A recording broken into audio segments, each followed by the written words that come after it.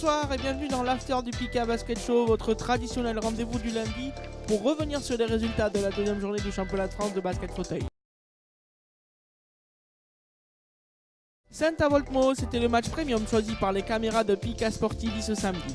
Vous pourrez d'ailleurs retrouver ce match en replay sur notre site pikasporttv.com. Meaux a donc signé sa deuxième victoire de la saison en s'imposant à l'extérieur à Saint-Avold 70-58 dans un match intense et globalement bien maîtrisé.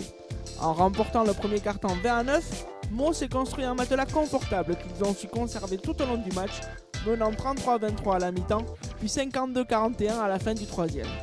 Dans le sillage d'un excellent Philippe Navarro, les champions de France ont réussi à contrôler plusieurs tentatives de comeback dans le troisième quart-temps grâce au jeu rapide de Louis Ardouin et Samir Goutali en contre-attaque. Saint-Avold peut se réjouir de n'avoir jamais lâché et malgré un collectif qui se cherche encore, peut entrevoir de meilleurs résultats pour l'avenir. Il faudra cependant être plus décisif en attaque car les Mosellans ont tout de même manqué plusieurs paniers faciles qui auraient largement pu changer le sort de la rencontre. Écoutons la satisfaction de Mario Farasman, entraîneur de Meaux à la fin du match à notre micro. De son côté, le président de Saint-Avold, Pietro Lambroni, reste lui positif et il veut toujours croire aux ambitions de son équipe qui vise le Final Four en fin de saison. Les réactions à l'issue de la rencontre. Bien sûr, on est sportif, on y croit tout le temps. Je pense que si on avait commencé à raccrocher, si on tombait à égalité, si on serait revenu à 2 points, ça aurait changé la donne, même psychologiquement chez nous, je pense.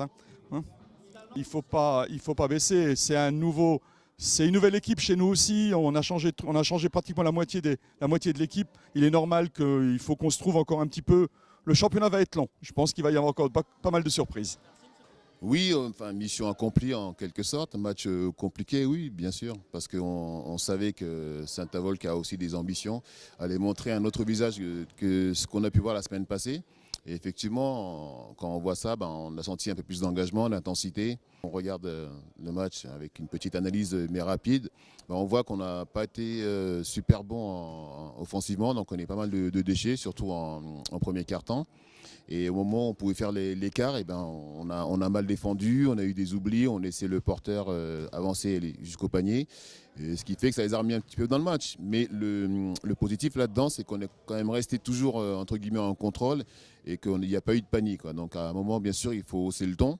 Mais dans l'ensemble, la gestion a été pas trop mauvaise. J'en ai profité pour lancer notre nouveau joueur qui est arrivé il y a 2 jours avant. Parce qu'il faut au moment le lancer dans la compétition. Donc là, avec l'écart, ça permettait de faire l'essai. On voit qu'il manque encore un petit peu de rythme, mais il est quand même présent, il est vaillant et il a quand même envie de bien faire. Et effectivement, ce changement-là, avec un joueur comme Audrey qui était également un petit peu en panne d'adresse, donc ça nous enlève une arme offensive. Et le fait est que si on ne marque pas, on s'expose à prendre des paniers. C'est ce qui s'est passé. Et à chaque fois qu'on ne marque pas et qu'on prend derrière, la différence c'est toujours de 4. Et là, ça peut aller très vite. Mais heureusement, on a su garder un petit écart de 5 points. Et j'imagine, parce que je l'ai connu dans ce sens-là, que quand on a 5 points qu'on n'arrive pas à remonter, c'est usant. Place aux autres résultats de cette journée maintenant, en commençant par le match entre Lannion et les Hornets du Canet. Les vice-champions de France du Canet s'imposent très facilement en Bretagne à l'occasion de leur plus long déplacement de la saison. Déjà sur orbite dès l'entame, ils menaient 22-10 à l'issue du premier quart-temps. Les Azuréens ont survolé les débats par la suite en comptant près de 30 points d'avance en deuxième mi-temps. Devant leur public, les partenaires de Roland Ligné qui inscrit 10 points n'ont pu que constater la supériorité de leur adversaire du jour. Marseille maintenant, les Marseillais ne se sont jamais remis d'un très mauvais départ. Ils étaient menés de 13 points après 10 minutes de jeu face à des Toulousains au collectif déjà bien en place puisque 5 joueurs terminent à 10 points et plus. Pour sa première apparition dans la cité phocéenne, l'américain Aaron Patterson a fait chauffer sa feuille de stats en comptabilisant 27 points, mais cela s'est révélé insuffisant pour combler le déficit initial. Gennevilliers ensuite, puni la semaine dernière à Meaux, les Gennevillois ont retrouvé des couleurs en faisant chuter Bordeaux devant son public. L'équipe de Franck Belen n'a jamais pu creuser un écart face à des Girondins très accrocheurs. Ils menaient pourtant de 7 points à la 30e minute et ils se sont fait peur dans les dernières secondes du match avant de finalement s'imposer 67-63. Déplacement plus tranquille en revanche pour Le Puy-en-Velay où les coéquipiers de Gaëtan Arnaud n'ont pas connu trop de soucis pour s'imposer en Alsace. En démarrant bien la rencontre, ils menaient 18-10 après 10 minutes. Ils se mettaient dans de bonnes conditions pour la suite de la partie. Le score à la pause était déjà très large, 32-16 en faveur des Auvergnats, qui ont ensuite aggravé la marque en seconde période devant des promus strasbourgeois, décidément encore trop tendres à ce niveau. Un dernier mot sur le match entre Hyères et Lyon, longtemps bousculé par les Lyonnais. Hyères a finalement réussi à s'imposer à domicile grâce à un solide dernier quart-temps. Les hommes de Jérôme Mugnani, qui n'avaient encaissé que 41 points en première mi-temps, ont connu quelques soucis défensifs face à des Rodaniens qui ont tout de même mené un court instant en seconde période avant de lâcher prise après la sortie définitive du pivot polonais Skopczyk à la 31e minute. Au classement, on commence à y voir un tout petit peu plus clair puisqu'un groupe de 4 fait désormais la course en tête, toujours invaincu.